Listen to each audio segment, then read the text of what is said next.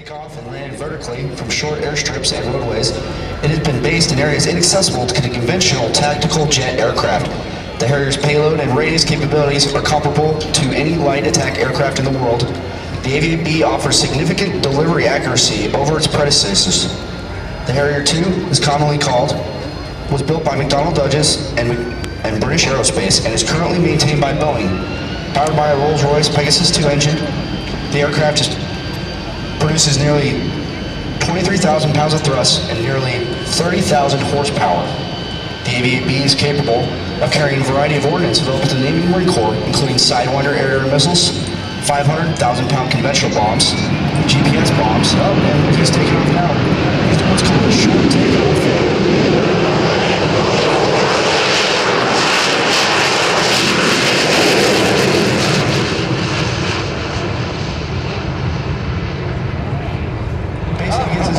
Started and then throws the nozzles down to pop off the deck. I think he had a ground roll about 50 feet there. and considering the airplane weighs probably sitting there about 25,000 pounds as it's flying now? Oh yeah, definitely. When we take off with a full bag of gas, it can weigh that much.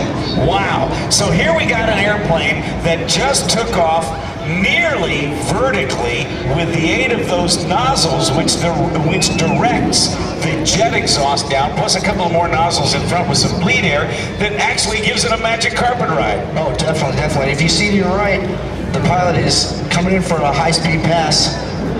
We're going to go at least 600 miles an hour.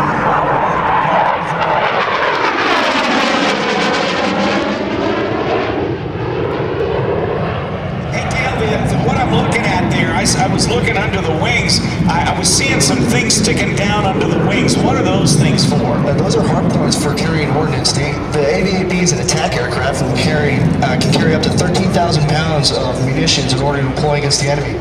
Wow. So why have an airplane that can take off and land vertically? What's the point?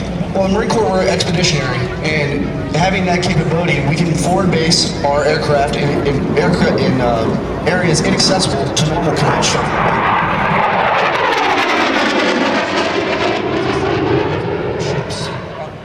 Ships. So you guys can stay closer to the fight to support the troops on the ground. Oh, definitely. We can get in the fight quicker, faster.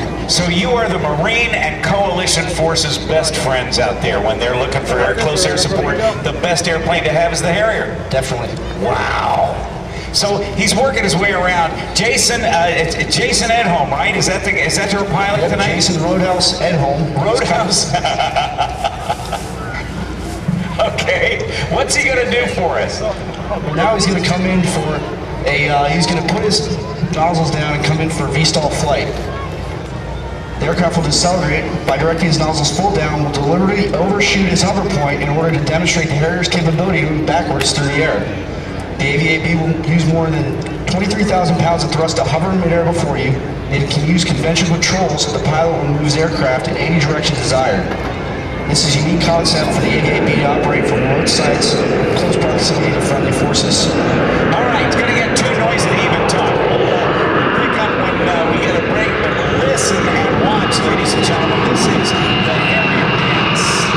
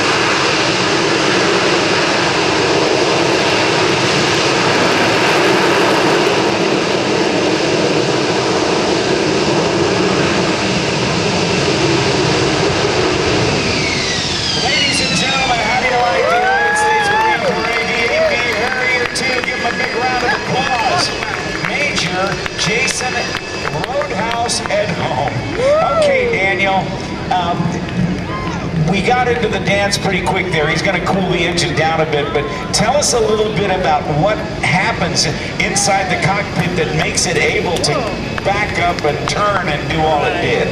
Basically, there's something called reaction control system, where the bleed air is taken from the engine to the wingtips, the nose, and the tail, and it engages, and it basically, it's linked to the conventional flight controls, and once you get in the hover flight, you control it as you would like a helicopter. There is a nozzle lever right next to the throttle lever, and the nozzles are manually controlled. There's no computers at all involved, and you put the nozzles exactly where you want them. So the reaction control system is not unlike, for those who were around early in the space program, what they used with those hydrogen peroxide thrusters to change the attitude of a space capsule, or in the case of the space shuttle, the same sort of thing, right? Oh yeah, basically, the wingtips, they engage, they push the aircraft up and down because your ailerons are useless without any airflow over them. No airflow over the control surfaces at all. Okay, inside the cockpit, you have to be busier than a one-armed paper hanger. We call it being smart with your left hand. Your left hand you definitely have to be smart with because there's no computer. You're doing everything. Your left hand is on the throttle, it switches over to nozzle controls, you move those, goes back to the throttle. And like, for every action there's an equal opposite reaction. So you move the nozzles, you got to do something with the power. Wow, so, okay, so the right hand stays on the stick, that left, right, you can dance left and right, forward and back, it'll tilt the nose forward a little bit or back, but it's gotta be like standing on a beach ball and rubbing your head and patting your tummy in a hover. Oh yeah, it's a full workload. The pilot is dedicated to just flying the aircraft to that point. Sounds like he's gonna spool up. We're gonna get another little bit of the dance here, right? Yes, he's gonna go do a vertical takeoff and then come around for another VL. Watch it, ladies and gentlemen, the AV8B Harrier 2. 51 years of vectored thrust vertical flight.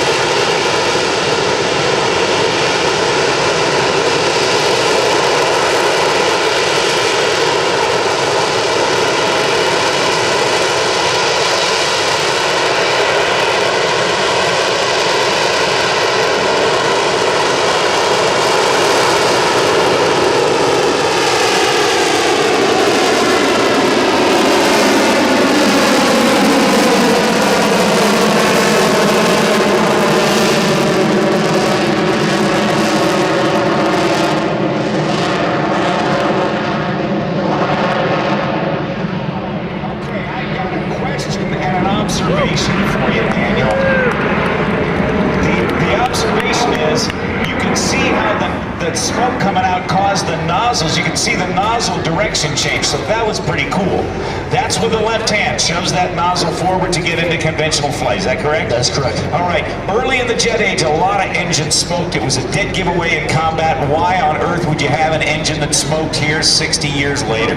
That's actually not engine smoke. We have something called a water injection system. It injects water into the combustion chamber, cools the combustion chamber, therefore we can dump more fuel in and get an extra 1,000 pounds of thrust out of that engine.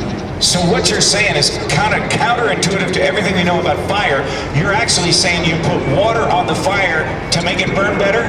Yes, exactly. Oh gosh, amazing. All right, tell you what, Daniel, you want to describe what's going to happen next, and then kind of talk us through, if you can, before he gets back in here, what's going to happen. Well, I believe he's coming in for another vertical. Okay, so this is going to be a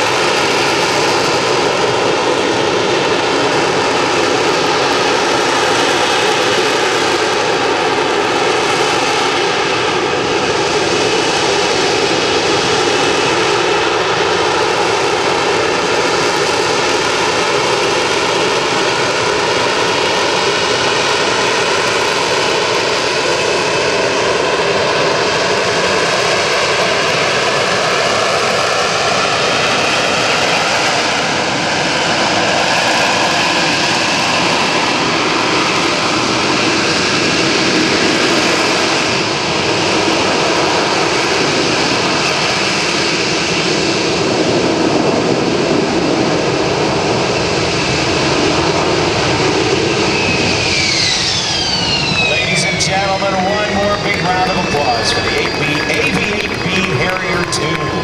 Unbelievable. Daniel Ford, fun stuff. Thanks for bringing the airplanes up. Thanks for bringing us here. We'll see you tomorrow. Oh yes, definitely. Come out for the show. This is a perfect night for flying. Almost no breeze, but the hover just looked like it was, well, it was better than just a hover. It was almost magical. It was amazing. You did a pretty good job tonight. Give him a wave, everybody. Once again, Major Jason Roadhouse Edholm from Marine Corps Air Station, Yuma, Arizona, the Wake Island Avengers, and this is a pretty big year for the Wake Island Avengers, isn't it? It is. We're celebrating our 75th anniversary in January.